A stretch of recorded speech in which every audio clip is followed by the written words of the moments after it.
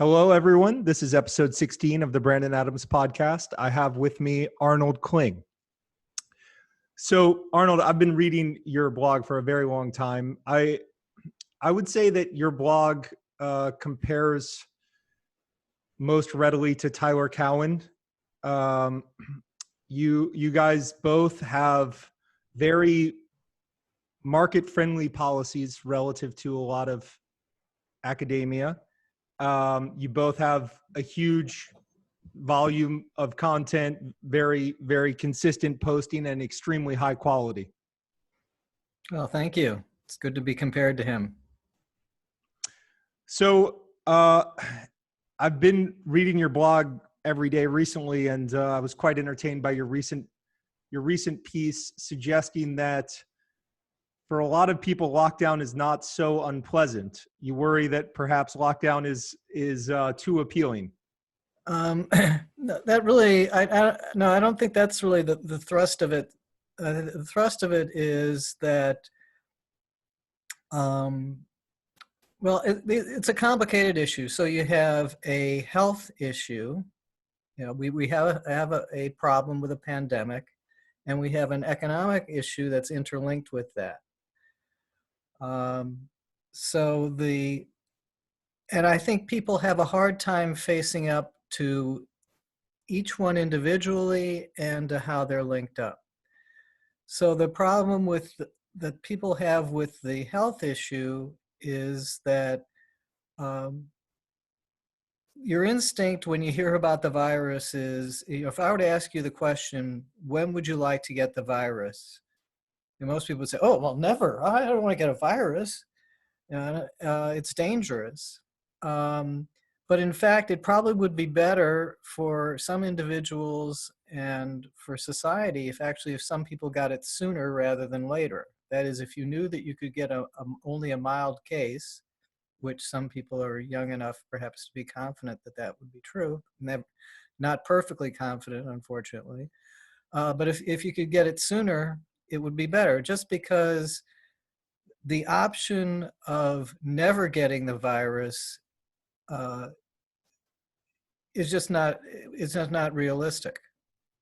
So, if I want to shelter in place for years waiting for a vaccine, I guess maybe, a few people can do that, but not everyone can do that. And that was kind of one of the main points I was trying to get across in the post, is that no matter how much you as an individual would like to shelter yourself away so that you have almost no chance of ever getting the virus, somebody out there has to make your food and deliver it to you and so on.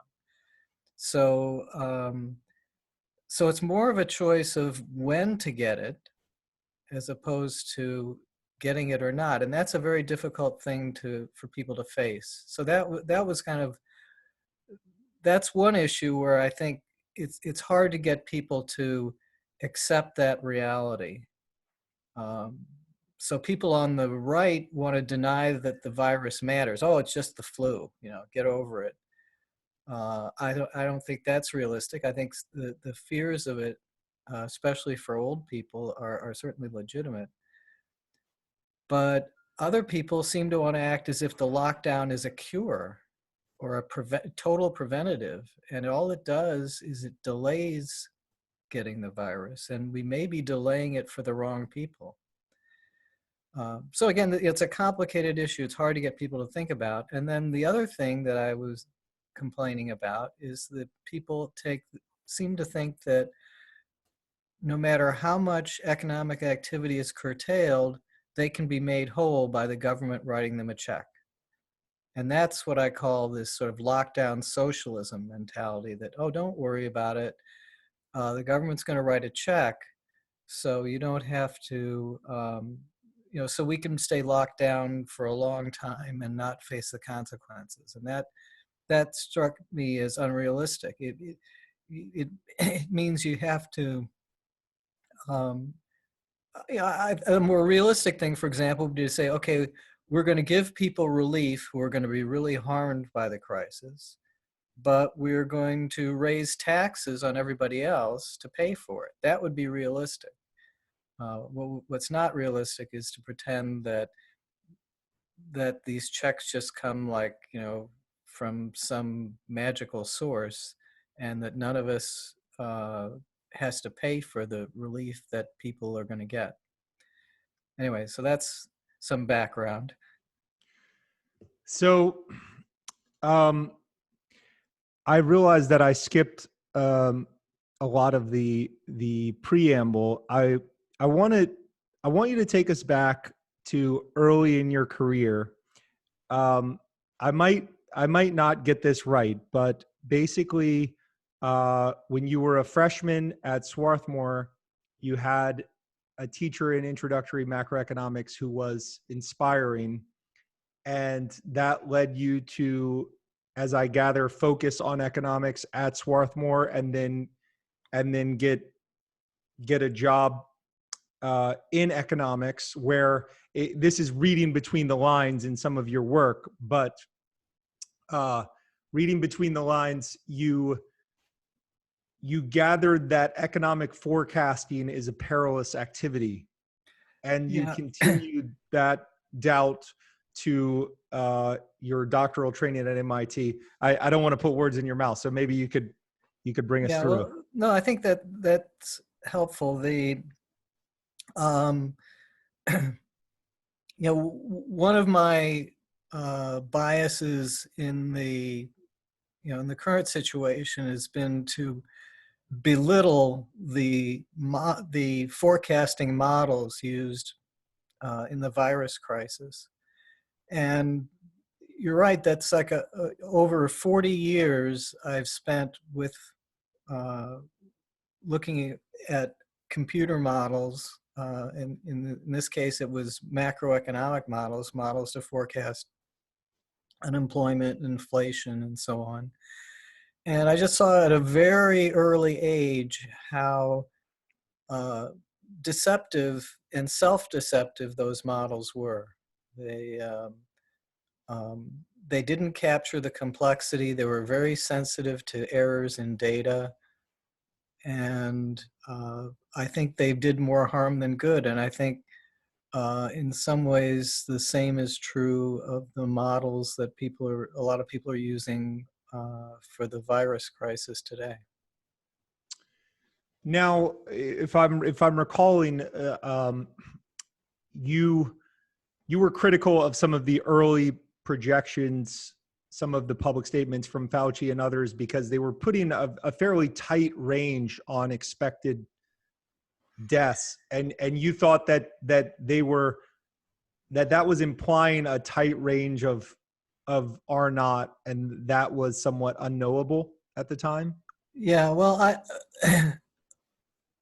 one of my many frustrations, and I can commit this mistake myself, is that people talk about the situation as if there were like just a few parameters describing the describing the virus. So R naught is an example.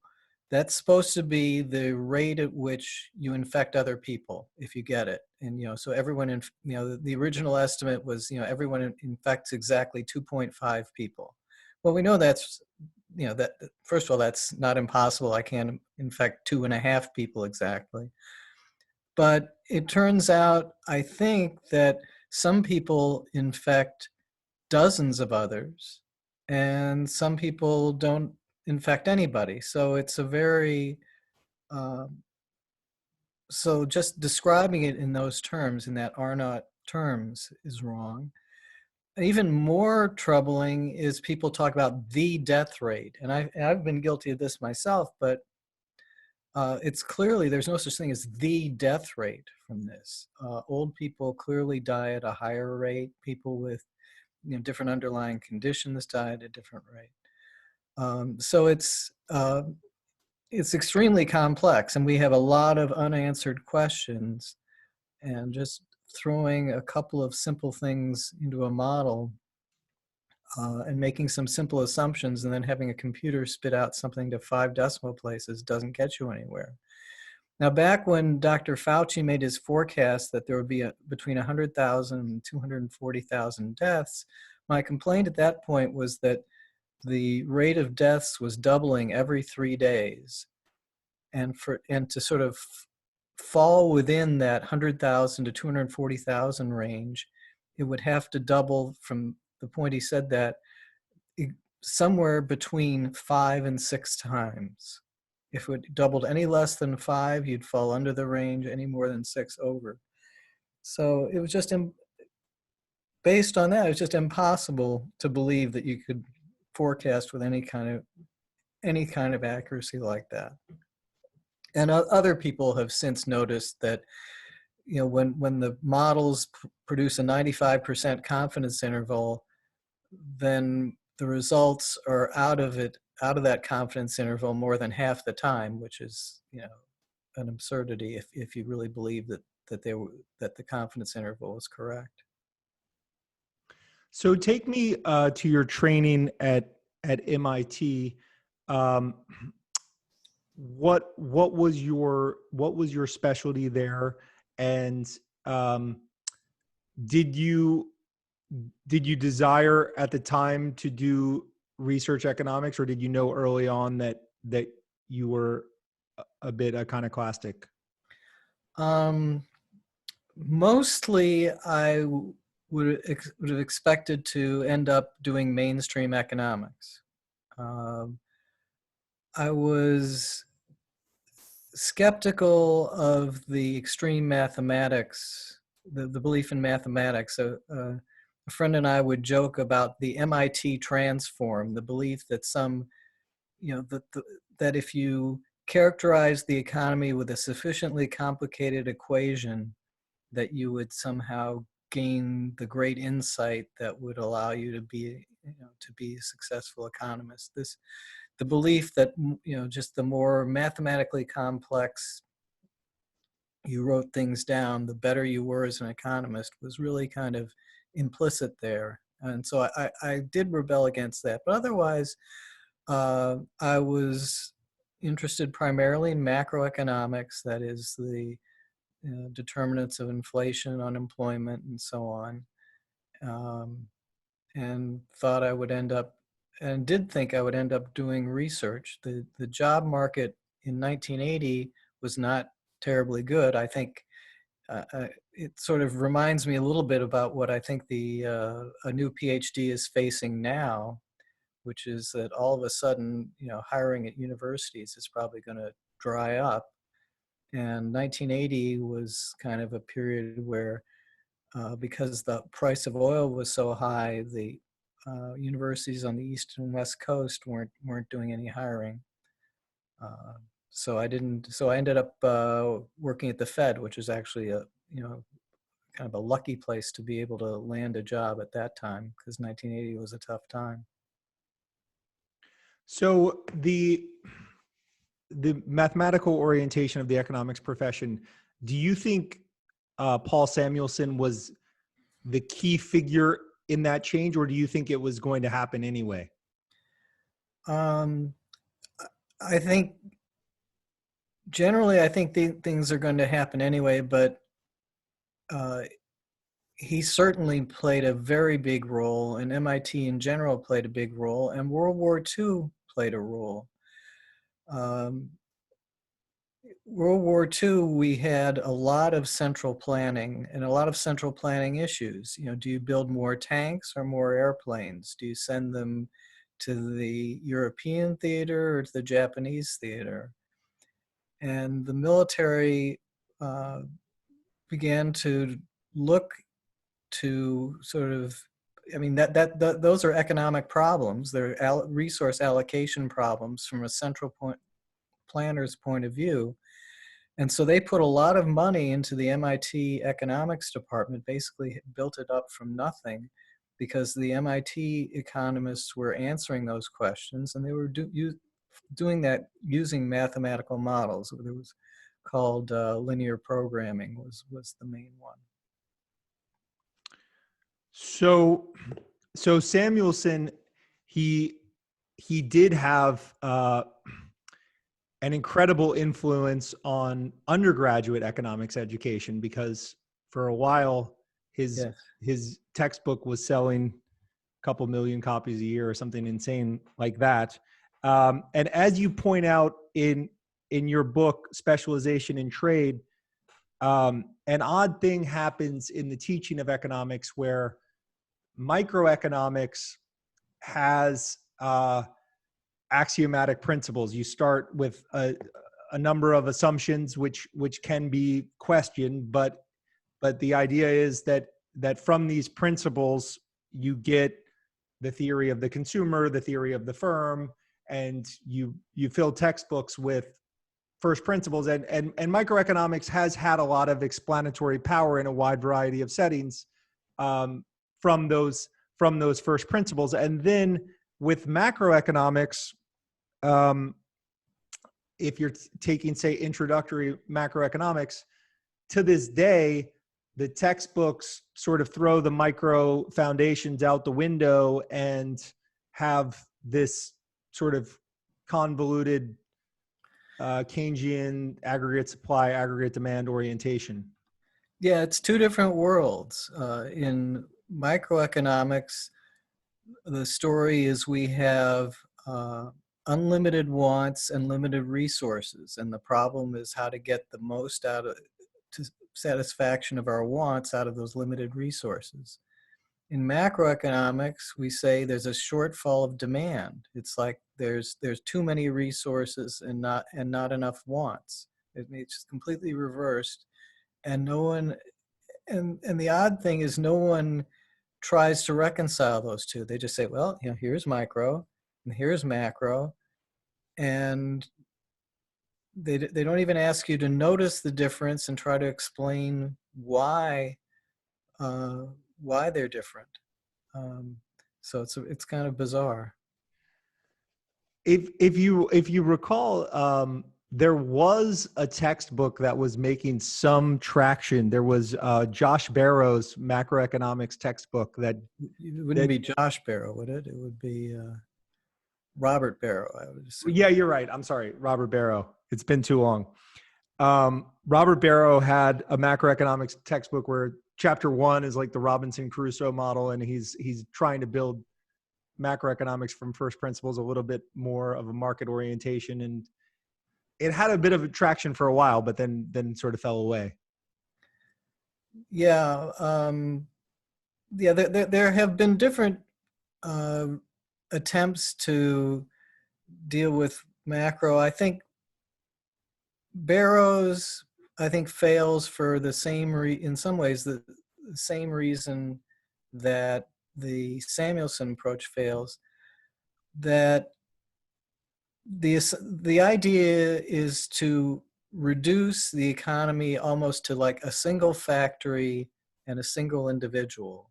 I mean, it's almost absurd that there's one person who's the consumer, the entrepreneur, the worker, and who runs the factory, and it's all one factory, and it's the decision of how much output are we going to produce.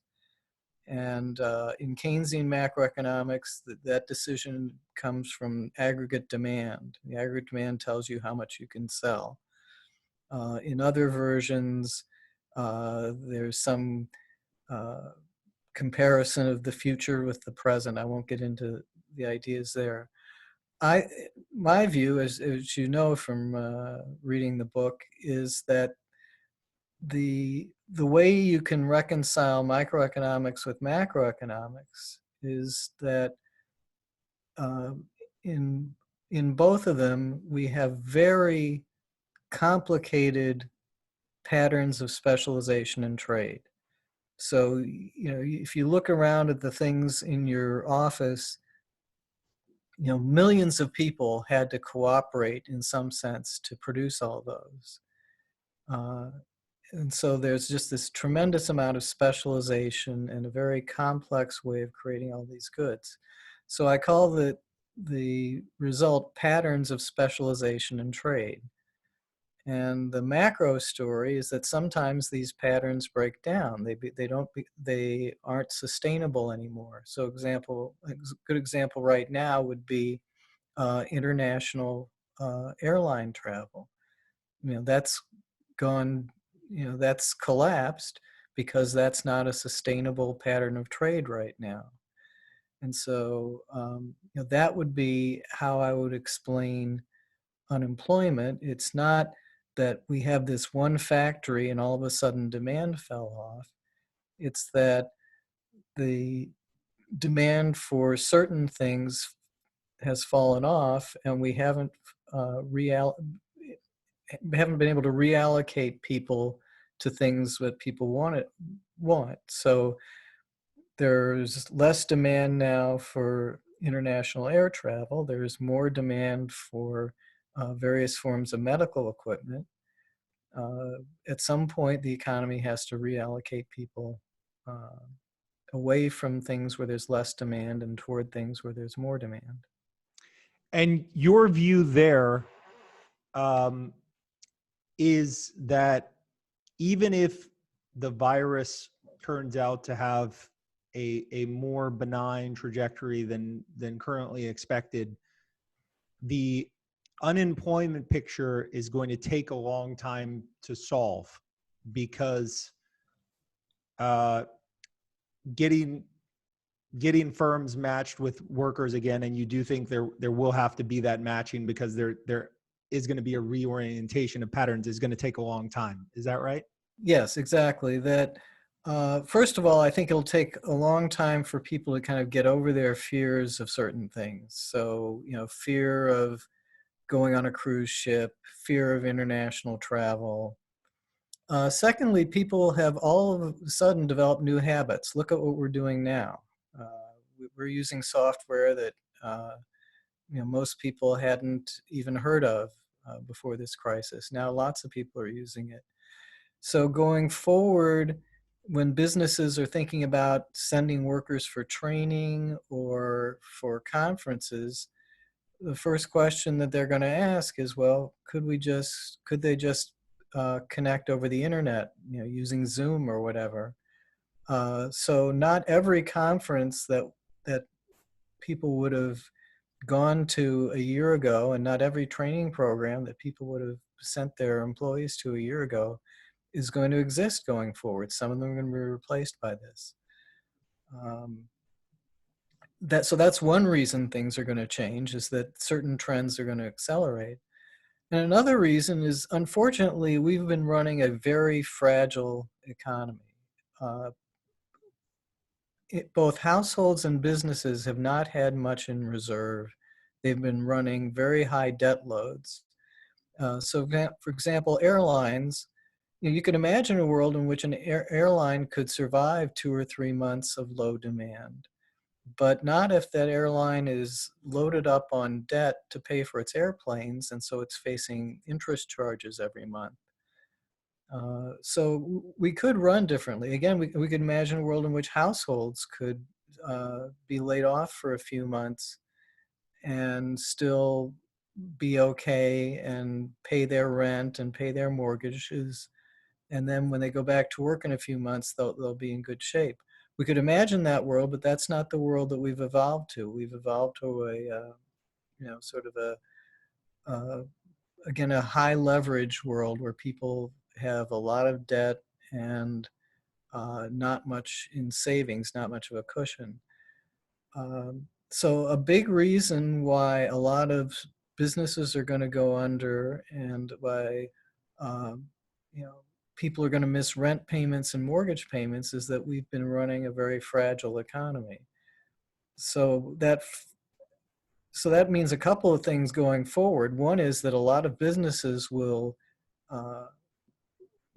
go out of business that wouldn't have had to had we been less fragile.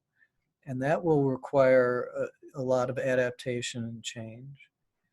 And the other thing is that somehow going forward, I think people are going to have to be given the incentive to change their behavior a bit, and for households to build up more saving, and for businesses to build up more reserves. And that'll change the way people operate. So for a variety of reasons, I don't think we're going to go back to quote unquote normal as of January of this year. So I have a lot of questions from what you've just said. I'm going to stick them under the rubric of financial markets and come back to that. I want to stick with unemployment for a second. So with unemployment in general, as part of this matching that goes on and this intense specialization, you have constantly workers becoming unemployed, either because their skill sets are no longer necessary based on technological change, let's say, or they just have something idiosyncratic going on in their life, like they want to move or what have you. Their business fails, what have you. And then on the other side, you have new roles popping up where there is demand, and you have matching new employees with new firms. In a given month in a normal economic cycle, you might have a rough matching of the employees that are losing their jobs and the employees that are finding new jobs. Just numbers, that's a couple million per each way. The typical number is 4 million a month. In a typical month, 4 million people gain jobs, close to 4 million people lose jobs. The net difference of that is about, let's say, 150,000. Over the last several years during a recovery, that net difference has been a gain of about 150,000 jobs a month. But that net is very small relative to all the churning that's going on. It's about 4 million a month. So if the job loss that we've seen in the last 3 weeks was the result of something other than COVID, best case scenario, it would take like a decade to regain those jobs, because it's about the same number of jobs that we've added since the financial crisis. So it would take to possibly get unemployment back, it would take like a decade. But this is a slightly different situation, because we've had this sudden stop, and we might expect that some jobs can just restart, a large number. Well, yeah, I don't know. I don't know how many will restart. It's just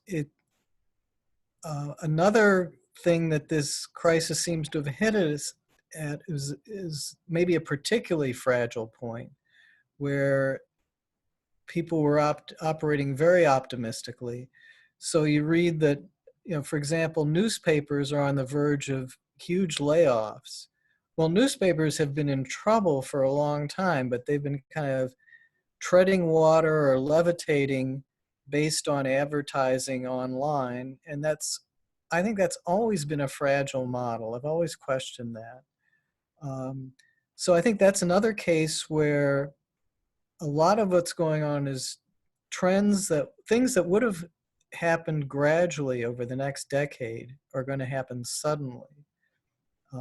And the sudden losses, in principle, they might be offset by more rapid gains. That is, take education, for example. There are a lot of people who probably have skills that would be useful in online education.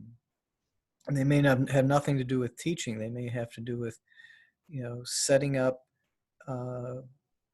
computer systems and working on computer systems, or doing grading or other things. Things other than just sort of, talking to people in a class. Probably what would have happened without this crisis is, over the next 10 years, education would have evolved to increase those kinds of activities and have more people doing that kind of work. Now that's probably going to happen a lot more quickly. Maybe over the next few years, colleges and even K-12 schools will hire new people to perform different functions. But it may not be the existing colleges, who may be too heavily tied into old formulas and to have too much legacy staff to survive this.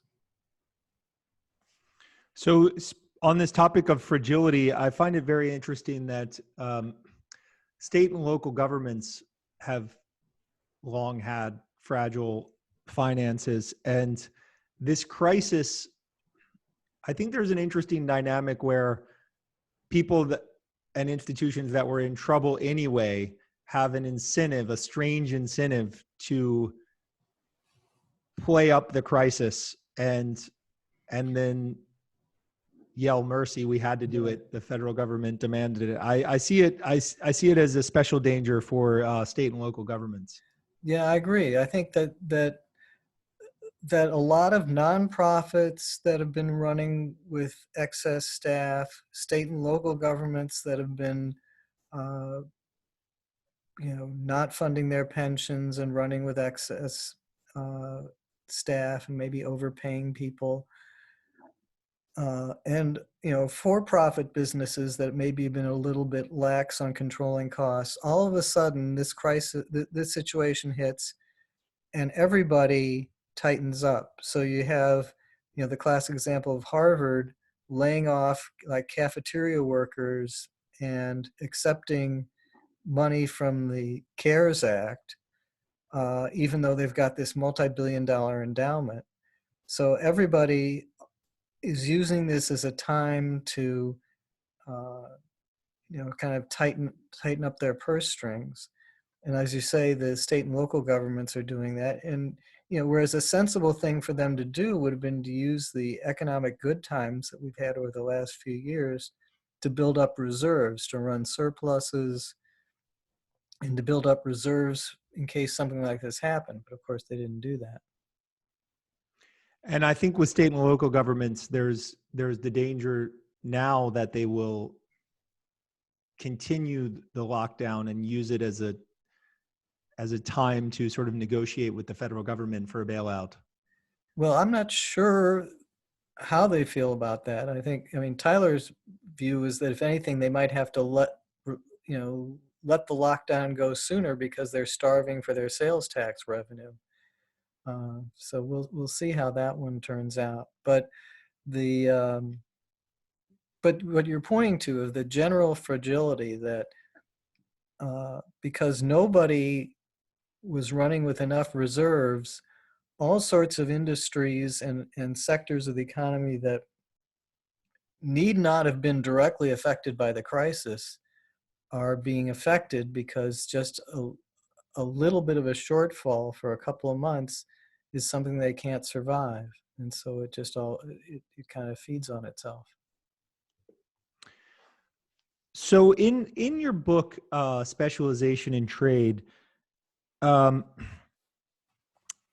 noticed that relative to most economists, you have an extreme humility with regard to prediction, which we hinted at. So I want you to kind of delve into that topic a bit, how you developed an extreme humility with regard to prediction, and there's a somewhat related humility that's evidenced as well in a humility about what we understand as a discipline and what we don't. So for instance, in the chapter on inflation, you're very forward with saying that there's a lot that the discipline just doesn't understand. Even though this is a crucial topic in macroeconomics, there's a lot we just don't know. Yeah. Well, I think the humility on forecasting goes back to my very first experience with macroeconomic models. I mean, so you at that age, and when I'm an undergraduate, and then my first job out of college, you're a research assistant, and as a research assistant, you work with the code in the models, and you are instructed by your superiors to run simulations and to look at the results. So in some sense, I knew, because I had to bury myself in the code, I knew more about these models than even the economists who were telling me to run the simulations. And I could see more of the results and how sensitive they were to things that uh, had nothing to do with high-level macroeconomic theory. And so I just saw firsthand that as forecasting tools, they were not worth anything. And the professional macroeconomic forecasters were not using them as forecasting tools. They were using them as tools to present the forecasts that they were creating more out of gut feel. So, yeah, so that's sort of my history of becoming skeptical on forecasting. And then, as you say, I'm skeptical about what economists actually know. The, uh, the economy is so complex that the I believe the law of supply and demand is reliable. I believe that incentives generally do matter, but the attempt to be more sophisticated and more mathematically precise, I think, fails because you assume away too many of the things that matter in the real world. In particular, the vast specialization and the um, just the economy is just way more complex there than than we can appreciate. I think you're seeing some of that now uh, as people are discovering that shortages are occurring in various goods that they never anticipated because the economy is more complex than people can grasp. Now, with regard to inflation, your book is especially careful there and suggesting that we really know very little about the inflationary dynamic. Right. I take a view that is very heterodox. The orthodox view is that inflation is something that the central bank can fine tune with the amount of money that it prints. But I actually think that that people badly need the social norms about prices. They need to know that, well, if I accept this salary, then I will be able to buy this much food and this much shelter and so on a month from now. So people prefer a habit of approximately zero inflation, which is what we have. We've had healthcare prices steadily rising, college tuition steadily rising. People expect computer prices to fall. People fall into habits about what they expect, and based on past experience, and they expect past experience to continue. And that, to me, that's the main dynamic of prices. It's not like if we woke up tomorrow and there was a 10% increase in the money supply, that immediately all prices would go up 10%, which is what happens in these models. Why isn't that true? Why isn't it true that every time the Fed raises the money supply by 10%, prices go up by 10%? And my answer to that is that the money supply that the Fed controls is not the money that people use to make transactions. So if you think about how you actually pay for things, most of the things you pay for, you don't pay for with currency, certainly. You pay for them with credit cards. Some things you pay by check. But there are all sorts of ways people conduct transactions. So we can't, so the theory that you can precisely fine-tune inflation by fine-tuning the quantity of money assumes that what the Fed prints as money is exactly what people use to make transactions, and that's just not true.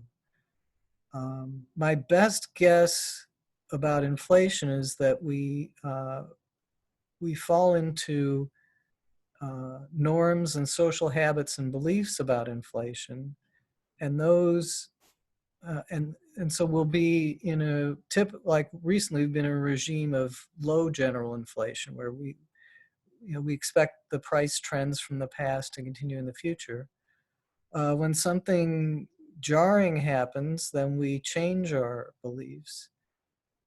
And I also believe that the government does have the ability to create very high inflation or maybe hyperinflation by uh, not paying for its spending with either taxing or borrowing, but by really going all out to print money, which I think is what we're doing now. So, as humble as I am about forecasting, I think we're in for uh, at least a 1970s style inflation over the next several years, and maybe something worse. Empirically, it does seem to be the case that the percent of government expenditure that's paid for by tax revenue is probably the most important thing that's predicting inflation. There's a pretty good book, Peter Bernhol's Monetary Regimes and Inflation, where he looks at all of the correlates, and he finds that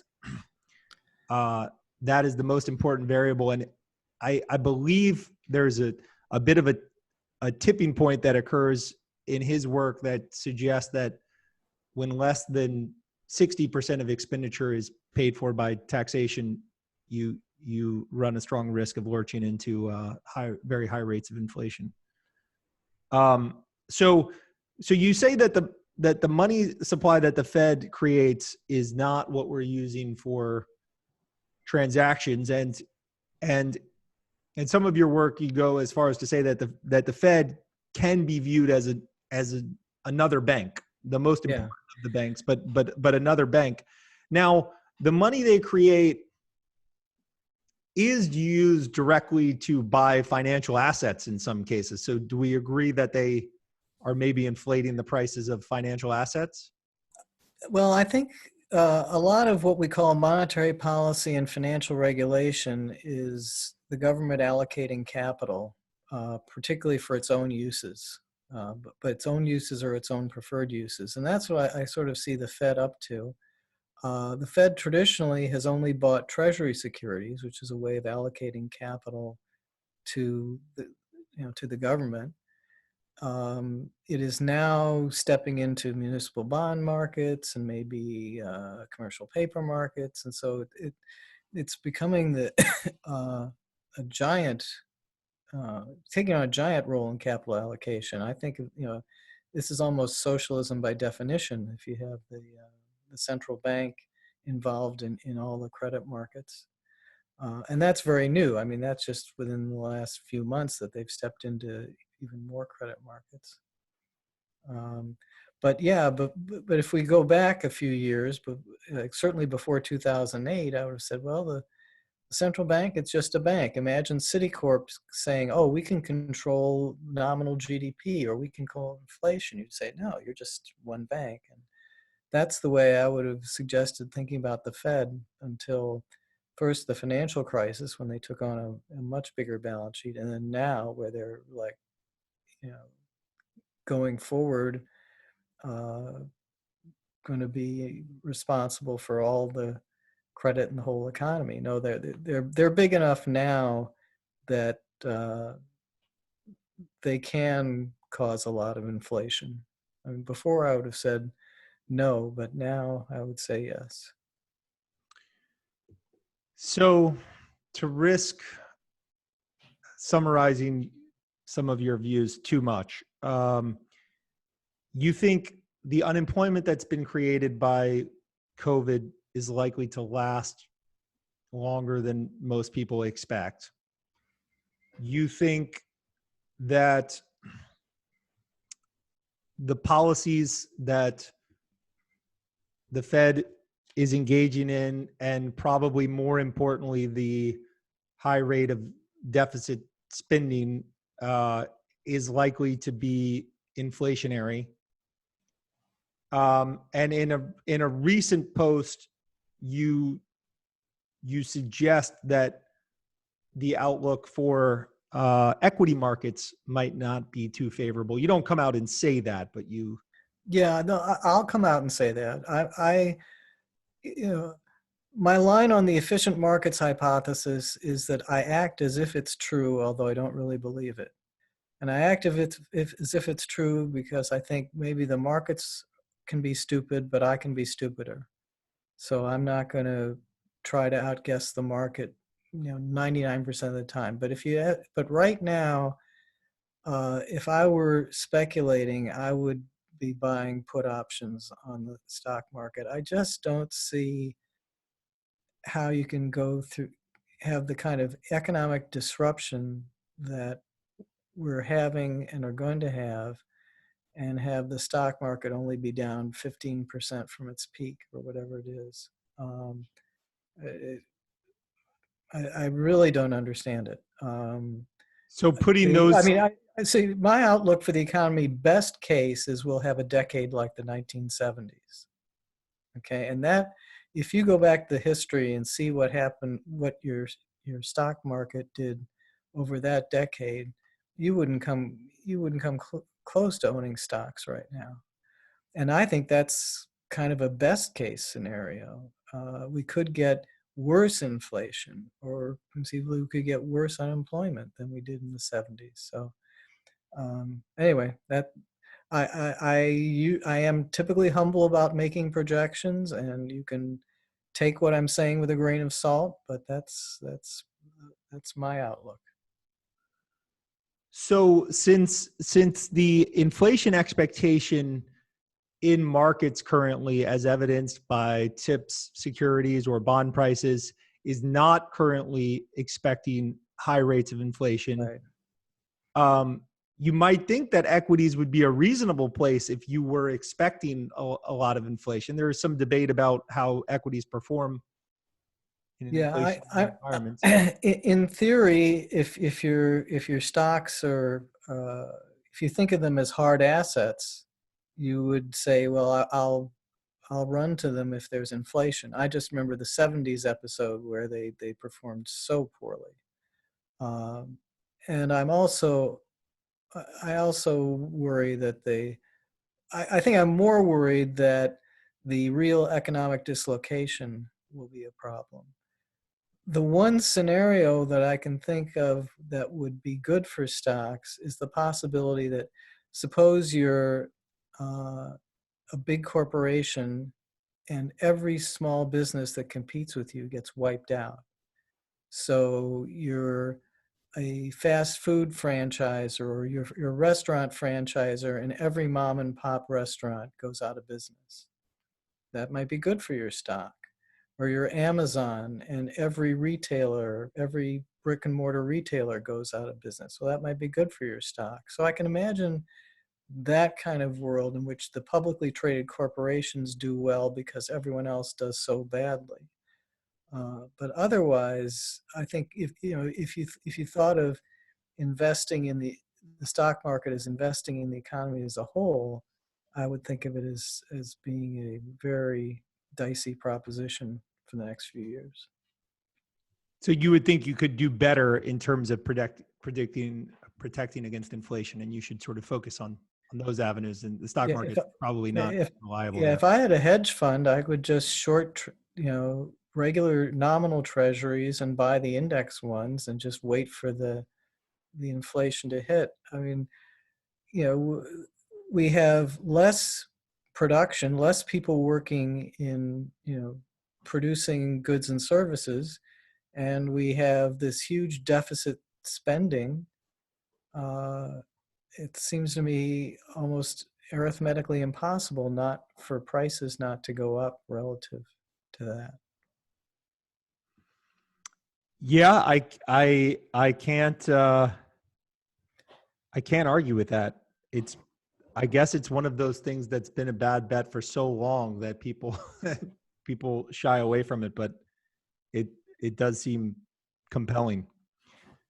So, in your book, you have an appendix on the 2008 crisis. You had a front row seat to housing policy. The issues of the last crisis don't seem so relevant for this crisis, but there do seem to be some parallels of mixing up market signals as a result of government policy, which will have probably some unintended consequences. I'm wondering if you could take us through your seat in 2008 and and maybe suggest parallels to the present? Well, one parallel is that you had a much wider impact than might have been necessary because of fragility, particularly in the financial sector. If you think of the 2008, what was the fundamental problem? The fundamental problem was that house prices got a little out of hand and then they went down, and so you had problems in the housing market. But housing is not such a big sector of the economy that you would expect to throw have this gigantic monkey wrench thrown in the economy. But the financing of housing was so fragile with these exotic securities that the financial sector, was just on the brink of total collapse. Uh, and that is sort of what created the crisis. So there was this, in some sense, a lot of moral hazard with uh, many financial firms, including Freddie Mac and Fannie Mae, operating on privatized profits and socialized risks.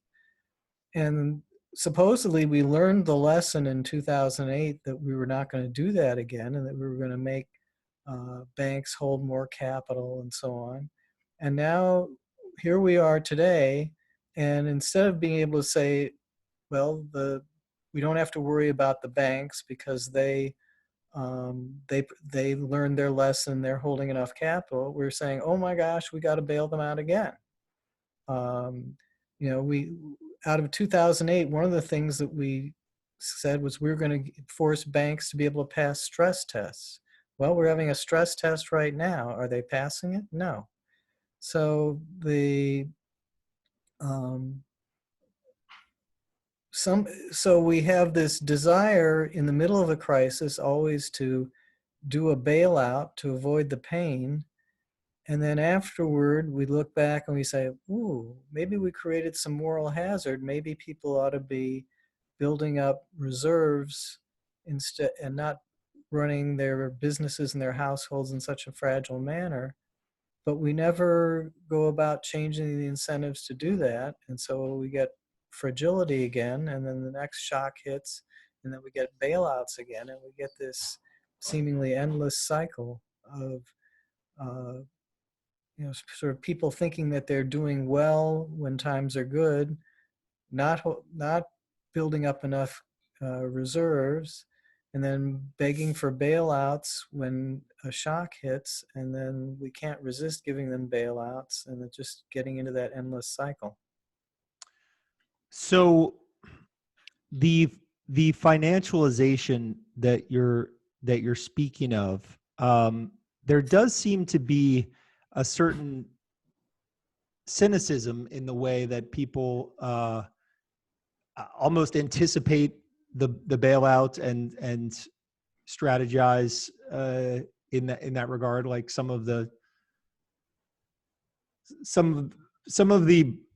leveraged buyout strategies where you buy the company, lever it up, take out all the cash, and then run it fragile and cry when it doesn't go well. We've sort of done that for the whole economy, and I guess there's a certain cynicism in the way that it's done now. Yeah, and the term of art is moral hazard, that people expect to get privatized profits and socialized risks, and it seems like we can't resist fulfilling those expectations. And I think that is going to be a big challenge going forward, is how can we not do that.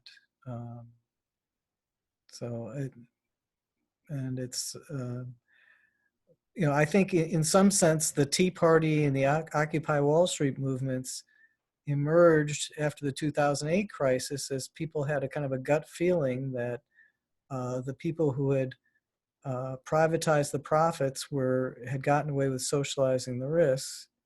And I think it wouldn't surprise me to see that kind of rebellion break out again.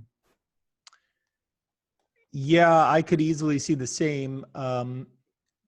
especially because in this crisis, you had an interesting phenomenon where the financial markets were panicking at a time where the models were suggesting a huge number of deaths and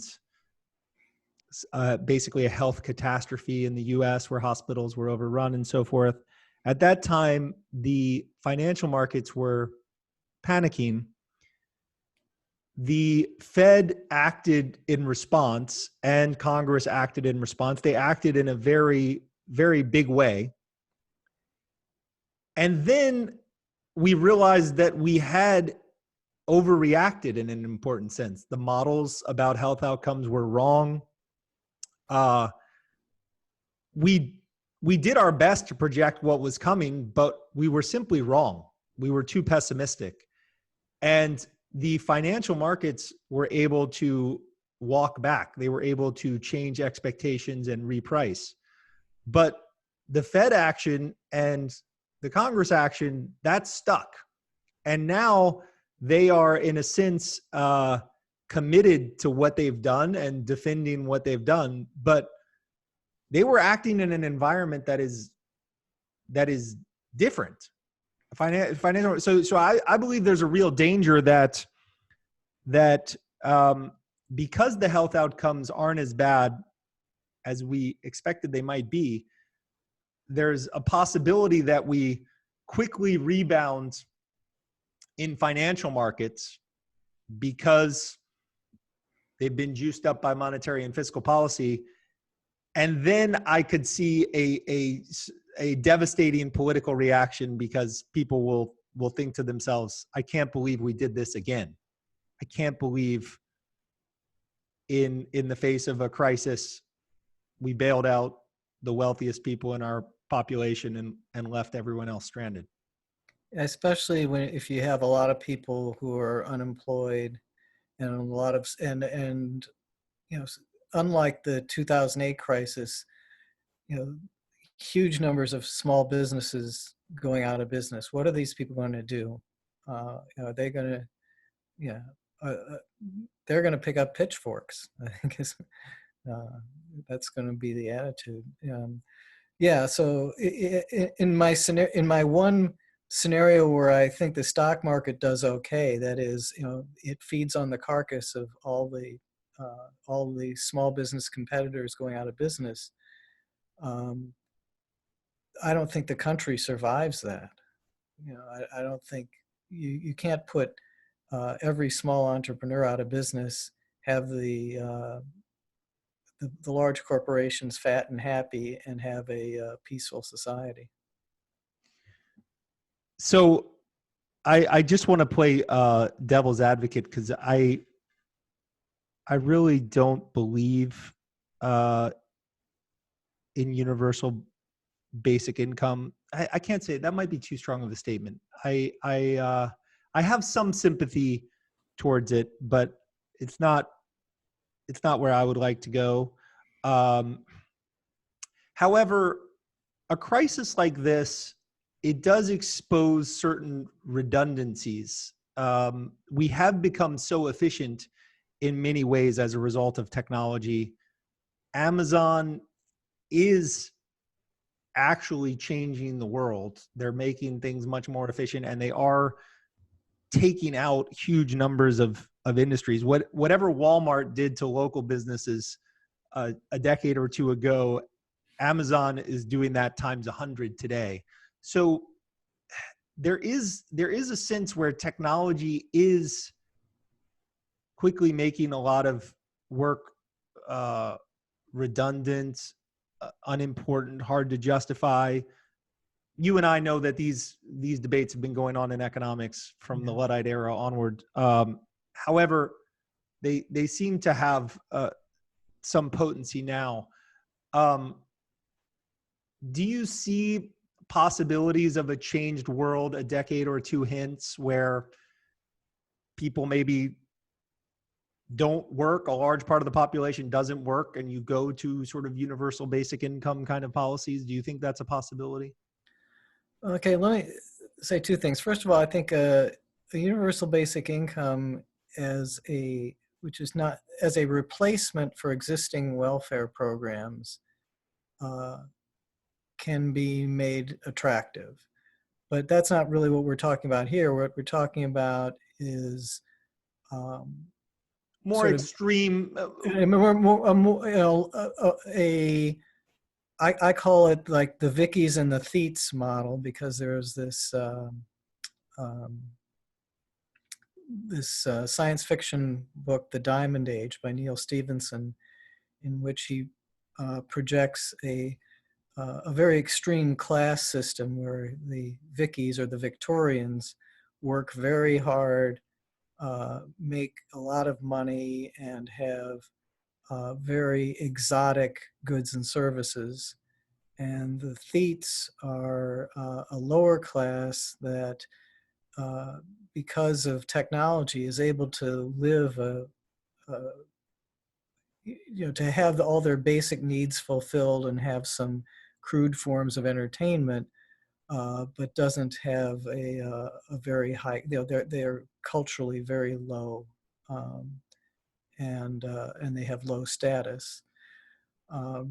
He wrote that book, I think, in early '90s, and I've just as I've watched developments play out, I feel like we've been heading in that direction, and I think that's kind of what you're alluding to, or that would be where things seem to be headed in what you're talking about. And I think that's a very difficult world to navigate, because no matter what, you have this acute separation in status between people who are sort of doing the high level software development and business development, and then people whose work, as you say, is becoming more and more redundant. Yeah, I don't know how you. I don't think that a universal basic income is sufficient to deal with the status issues that raises, and so I don't have a good story for that. These science fiction stories never are utopian. Yes. Well, another way that it would resolve it is, well, the way that it has historically resolved is roles open up that were not foreseeable by the previous generation. So you have things like, Right. in the modern era, personal chefs and different whole criteria of employment that didn't previously exist. And so you Absolutely new. The history is that as old middle class jobs disappear, newer and better middle class jobs do appear. And if and typically it's hard to see those. It seems to be easier to see the ones that you're going to lose than to be able to foresee the ones that you're going to gain. And so if you go by that, if that continues, then we really wouldn't have to worry. That we don't know what the new middle class jobs will be in 2025 or 2030, but they'll be there, and they will turn out to be better than the middle class jobs that we might be losing today. So I promised 60 minutes. Can I get 10 minutes, a hard stop at 10 minutes? Okay. Is that possible? Yes. Okay.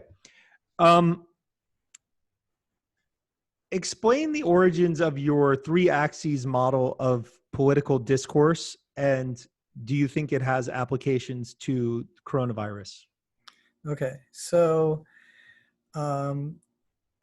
what I noticed back in 2013 is that a lot of political rhetoric wasn't intended on changing anyone's mind. You weren't going to change the mind of the people on the other side. You weren't trying to change people on the minds of your own side. In fact, what you're trying to do is close the minds of people on your own side. So very odd things. Another way to put it is that the rhetoric is in demonization mode, not persuasion mode. So if I'm on a high school debate team, I don't insult you personally. I try to take your best arguments and match them with my best arguments, match them against my best arguments. That's persuasion mode. But what we have is demonization mode, people putting each other down. And then I came up with these three axes of demonization. So if you're a conservative, your axis is civilization versus barbarism. And if somebody disagrees with you, you accuse them of being on the side of barbarism. If you're a progressive, it's an oppressor-oppressed axis, and if somebody disagrees with you, you demonize them as being on the side of the oppressors, calling somebody a racist or whatever. And if you're a libertarian, you have the liberty coercion axis, and you demonize somebody as being favoring the use of coercion.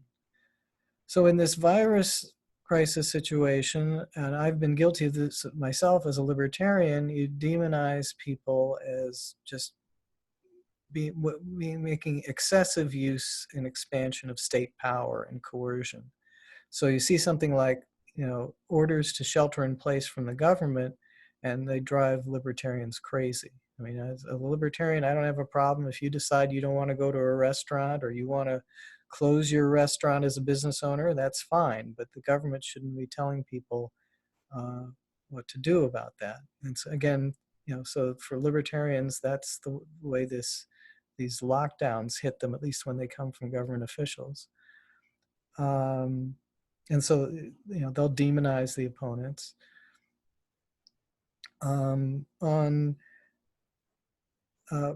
It's interesting that when this first started, conservatives seemed to want to,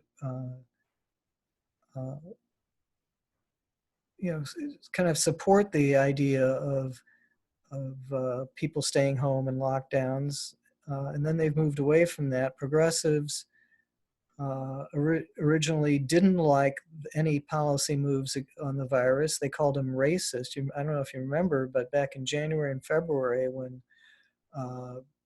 people were talking about, keeping the virus in China from reaching the United States, the progressive politicians were like marching through the Chinatowns and going through parades saying, "Oh, we're perfectly safe here. Everybody come out. Don't."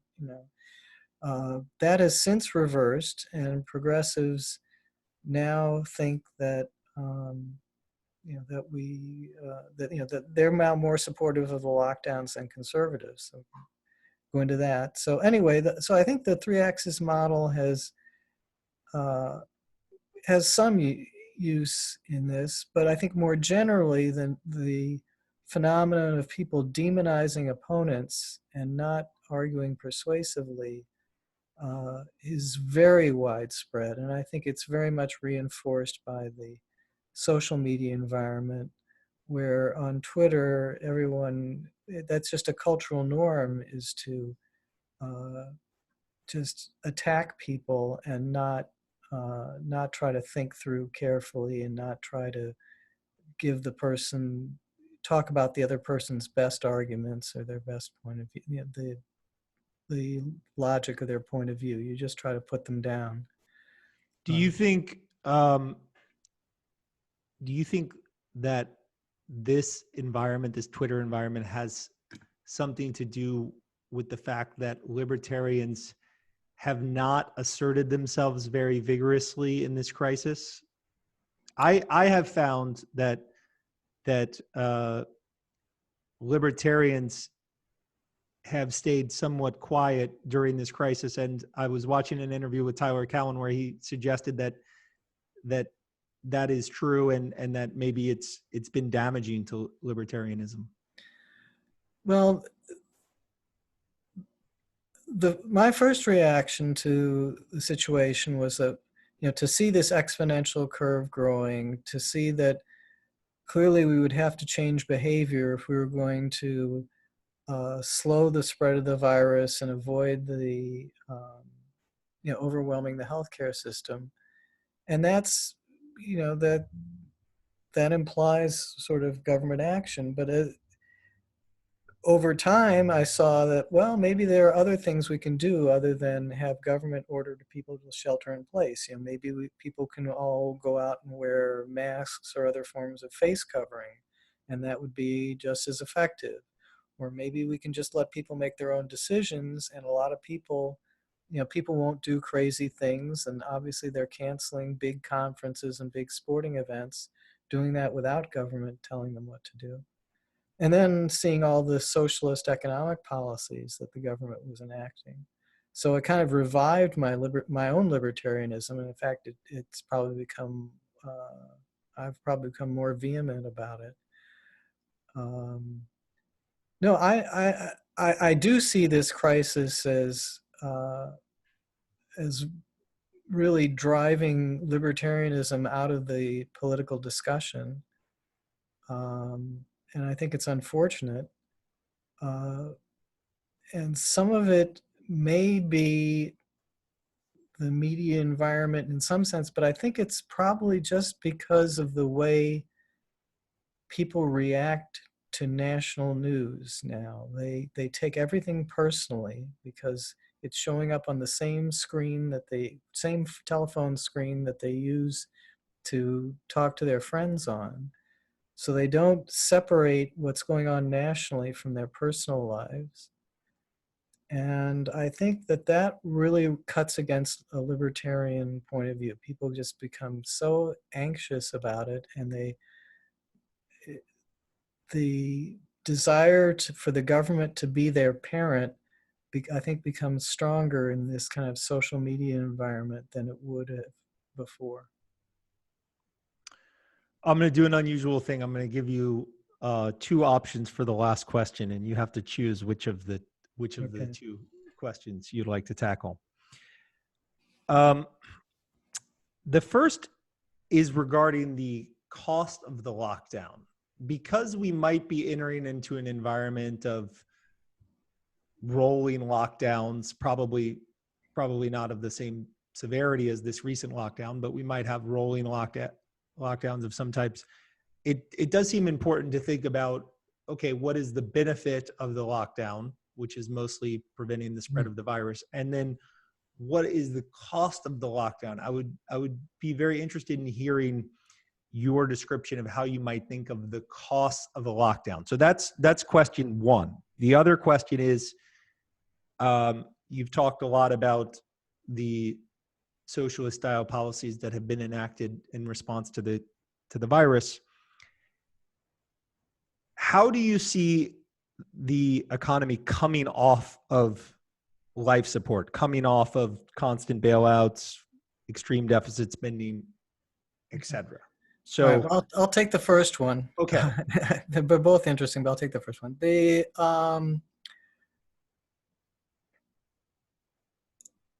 I think when we talk about lockdown, I want to be careful to separate the decisions that people would make as individuals from the incremental restrictions that the government would place on them. I think the incremental government restrictions change behavior only a little bit. I think that if the restrictions were lifted tomorrow, there are still a lot of people who would not engage in the sort of activities they would have engaged in January. So, the government does not have the option of forcing me to go to a hockey game or even to go to a restaurant. It can only give me the option to do so. And so that's one thing. So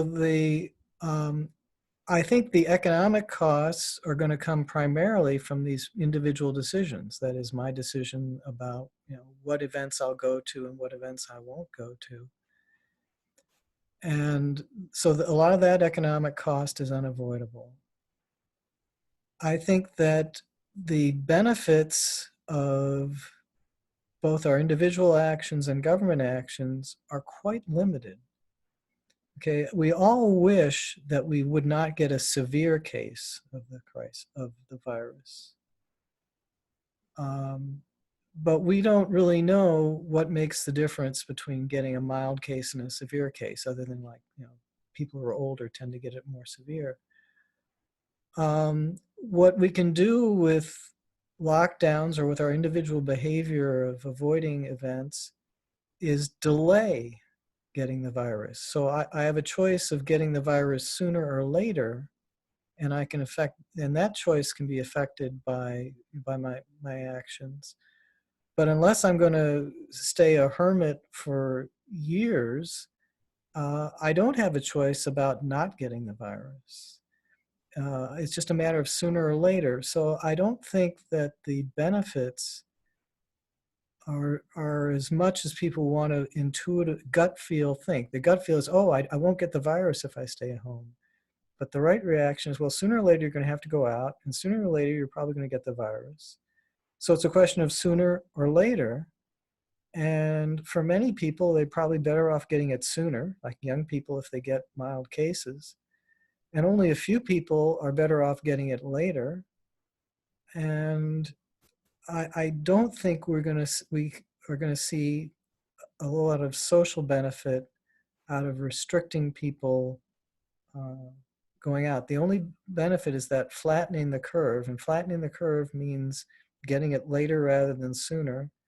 And I don't think there's going to be that much benefit from that going forward. So I don't think we're going to have rolling lockdowns. I think once these are eased up, it'll just be up to individuals.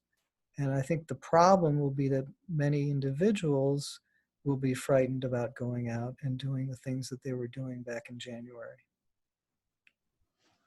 Makes sense. Where is the best place for people to follow you? You have your personal website that you mentioned you've kept for 20 years. Yeah. Yeah, the blog, arnoldkling.com/blog.